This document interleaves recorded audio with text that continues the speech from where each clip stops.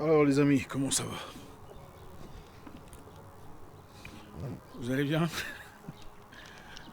C'est le soir, je suis en balade de santé.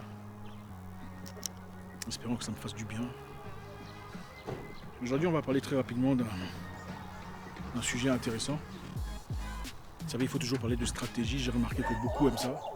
Ça fait plaisir. Donc, on va faire un effort pour discuter sur ces sujets. Je sais pas pourquoi ce chien il m'énerve. Vous savez, dans la vie, excusez-moi, des faux frères sont pires que des ennemis déclarés. Des faux frères sont pires que des ennemis déclarés. Des faux frères. Vous savez, les faux frères sont lesquels? Les faux frères sont ces gens-là qui, très souvent, vous appellent frère. Ah, salut mon frère, comment ça va mon frère? Ah, ça fait longtemps mon frère, c'est un plaisir de te voir. Ah, mon frère, tu sais, toi et moi. Mais en réalité, il n'y a pas d'amour. Oh là là, ça fait du bruit là-bas. Les faux frères sont pires que des ennemis déclarés. Vaut mieux alors avoir des ennemis déclarés, ouvertement, que d'avoir des gens qui prétendent être vos frères, mais en réalité sont autre chose. Je sais que vous savez exactement de quoi je parle. Les ennemis déclarés, on peut les gérer. Vous savez, celui-là, il m'aime pas. Alors je ne m'en approche pas. Tout ce qui est relatif à lui, je ne m'en occupe pas. Je vis ma vie dans mon coin, je m'en écarte simplement. Mais des faux frères sont ceux qui viennent. Ah mon ami, c'est comment? Tu sais, là-bas on dit ça sur toi. On dit que tu penses que tout ça. Mais en réalité, ce sont les mêmes personnes qui viennent vers vous, prennent les informations et ensuite vont là-bas pour en parler. La première question qu'il faut vous poser, c'est quoi? Les gens disent que vous êtes orgueilleux, vous n'êtes pas quelqu'un de bien, prétentieux, vous êtes une femme légère, en tout cas pour les femmes, ça arrive très souvent, vous aimez l'argent, vous suivez des vieux pour l'argent et tout le bazar. La bonne question qu'il faut se poser, c'est quoi? C'est pas ce que les gens ont dit. C'est comment est-ce que les gens ont été confortables de le dire devant eux, à votre sujet. Le problème, ce n'est pas d'avoir dit que vous êtes un menteur, un manipulateur, un voleur. Vous n'êtes pas ce que vous prétendez être. Vous êtes une fille légère, une courtisane. Le problème, c'est comment ils se sont sentis à l'aise de dire ça devant lui ou elle. Est-ce qu'on dirait ça de vous, devant votre soeur ou votre frère? Ça, c'est la première question qu'il faut se poser. Est-ce qu'une personne se permettrait de dire des choses sur vous devant quelqu'un qui vous est vraiment proche, un cousin?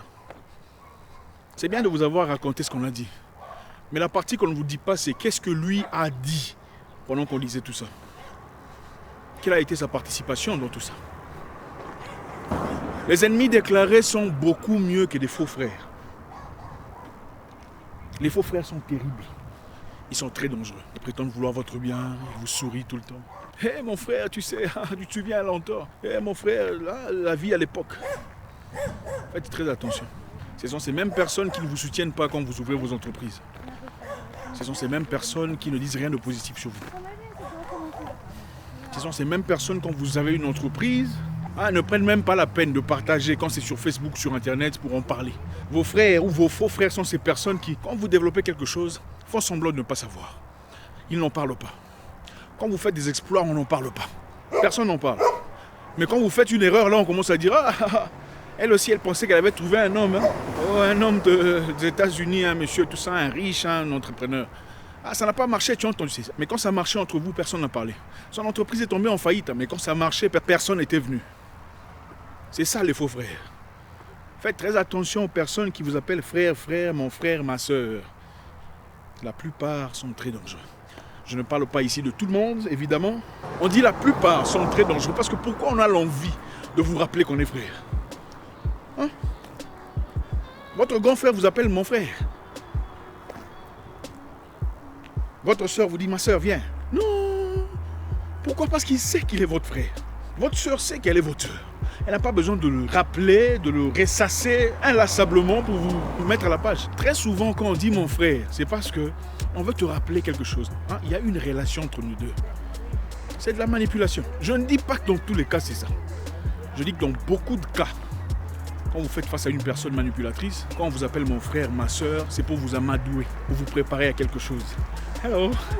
Vous préparez à très peu de résistance. Les ennemis déclarés sont beaucoup mieux que des intéressants. Vous savez, il faut se promener. La deuxième chose est, à savoir, l'ami de votre ami n'est pas nécessairement votre ami. Ok? L'ami de votre ami n'est pas nécessairement votre ami. Je comprends que très souvent, on fait cette erreur. Quand on rencontre une personne pour la première fois, on se dit, ah, il est génial avec mon ami. Comme il est ou elle est géniale avec mon ami, ça veut dire qu'automatiquement, on se rapproche. Ça pourrait être vrai. C'est possible. Ce n'est pas toujours le cas. Parce que vous ne savez pas dans quelles conditions ils sont devenus amis avec votre ami. Chaque personne est comme une pizza mixée. C'est-à-dire margarita avec des fruits ou des ananas. Il y a la partie de la viande hachée, il y a la partie des bacon. C'est-à-dire chaque humain a des parties. Vous êtes peut-être devenu ami à une personne en accord avec une partie spécifique de la personne. Vous ne savez pas l'autre partie de la personne, c'est peut-être un voleur. Son autre ami est peut-être un voleur. Et bien finalement, vous n'avez pas ces mêmes valeurs, mais vous rencontrez la personne, vous pensez devenir ami. Ça ne marche pas comme ça. Ok? L'ami de votre ami n'est pas nécessairement votre ami. Attention, l'ami de votre ami pourrait être une personne qui vient simplement vous scanner, essayer de vous comprendre, comment vous fonctionnez, vous êtes qui, vous êtes quoi, vous vivez dans quelles conditions, quelles sont vos forces, vos défaillances, vos faiblesses. Et ce sont ces mêmes personnes qui vont raconter des histoires sur vous. L'ami de votre ami, ne soyez pas étonnés. Il pourrait être un excellent ami à votre ami, sur base de ce qu'ils font ensemble. Ils sont peut-être des femmes légères ensemble, sans que vous le sachiez. Ils sont peut-être coiffeurs ensemble ou autre chose. Ils sont peut-être vendeurs de voitures ensemble, vous n'êtes pas. Donc, la fonctionnalité des ventes de voitures ou de femmes légères n'ont pas nécessairement à voir avec ce que vous êtes en réalité. Alors, ne pensez pas pouvoir parler à l'ami de votre ami les choses que vous direz à votre ami. C'est très dangereux. La plupart des fois, quand on parle à l'ami de l'ami, on a peut-être l'impression de parler à l'ami. Parce que c'est l'ami de mon ami, tu vois. Cet automatisme qu'on veut créer, on se dit, bon voilà, certainement, puisque c'est l'ami de mon ami, ça veut dire qu'il sera aussi génial avec moi. Je peux m'ouvrir, je peux lui parler de ma vie personnelle, je peux lui parler de mes défis, de mes problèmes. C'est pareil, n'est-ce pas? Non, ce n'est pas pareil. Protégez-vous. Pour finir, n'ayez pas peur de vous ouvrir aux étrangers. Les étrangers sont des gens qui vous ouvriront des portes beaucoup plus facilement que les gens qui vous connaissent. Les étrangers vous ouvriront des portes beaucoup plus facilement que beaucoup de gens qui vous connaissent. Parce qu'ils n'ont aucun problème avec vous. Les étrangers n'ont pas de ressentiment à votre égard. Votre victoire ne leur dit pas grand-chose, en effet. Ils seraient d'ailleurs heureux de vous voir réussir, sachant que c'est lui qui vous a poussé à aller de l'avant. Les étrangers ne comparent pas leur vie à la vôtre. Ils n'ont pas ce temps-là, parce qu'ils savent que vous venez des lieux différents. Là, c'est plutôt des faux frères qui le font. Ils examinent votre vie, leur vie à eux, et voilà, c'est sur base de ça qu'on essaie de vous paramétrer. Où est-ce qu'il est, par rapport à moi, comment il est. La jalousie se crée à travers ces histoires. N'ayez pas honte de chercher des étrangers. Faites de nouvelles correspondances, pas nécessairement de l'amitié, ce n'est pas toujours nécessaire. Mais être sympathique à l'égard d'une personne étrangère pourrait vous ouvrir de portes. Moi, je l'ai vécu dans ma vie à plusieurs reprises. Le fait de dire bonjour à quelqu'un, un étranger. Ah bonjour, comment allez-vous? Au fait, je cherche, faites un compliment à une personne, jolie chemise. Vous ne savez pas ce que ça pourrait cacher dans la vie. Pour récapituler très rapidement. Vaut mieux des ennemis déclarés que des faux frères. Les ennemis déclarés vous déclareront la guerre ouvertement. Vous savez de quoi il s'agit. Il n'y a pas de... Deuxième chose, l'ami de votre ami n'est pas nécessairement votre ami. Il pourrait être votre ami, c'est une possibilité. Si c'est quelqu'un de bien, vous partagez les mêmes valeurs, eh bien, génial. Sinon, ne vous ouvrez pas immédiatement, ne parlez pas directement de votre vie privée, ce n'est pas nécessaire. Troisièmement, trouvez des étrangers, des gens qui peuvent vous aider. Les étrangers n'auront aucun problème à vous ouvrir des portes, parce qu'ils auront l'impression d'apporter un plus à une personne. Les gens qui vous connaissent très souvent ont du mal à vous voir progresser au-delà de là où ils sont. Faites très attention.